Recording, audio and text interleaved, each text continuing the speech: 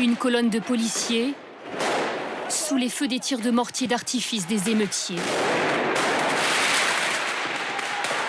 Le centre-ville de Lyon s'embrase.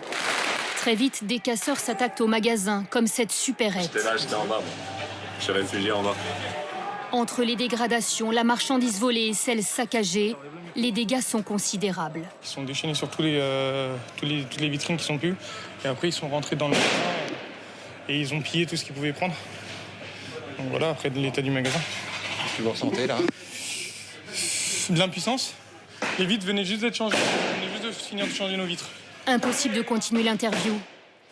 Les affrontements se rapprochent.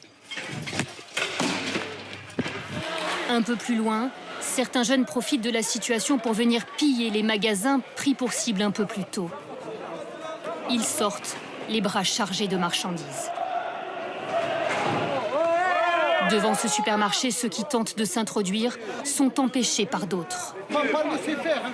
On va pas laisser faire. Cet habitant, lui, éloigne les feux de poubelle pour éviter que les commerces et les immeubles ne soient touchés.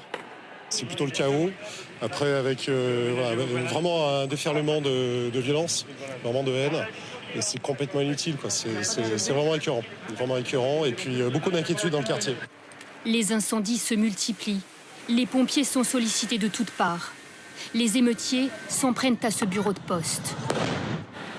Ils ont utilisé un engin explosif pour faire sauter ce distributeur de billets dans un quartier populaire de Lyon.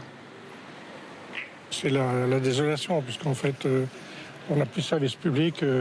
Surtout que nous, on en a besoin. Et même leurs parents, à eux, ils en ont besoin. C'est ça que j'ai rien compris. Franchement. Ils n'ont pas pensé à leurs parents qui ont besoin d'argent pour aller faire leur marché ce matin? À l'ouverture des commerces, l'amertume est grande. Quelques jours seulement après le début des soldes, de nombreuses boutiques sont impraticables. Les premiers travaux ont commencé, mais certains estiment ne pas pouvoir rouvrir avant une dizaine de jours.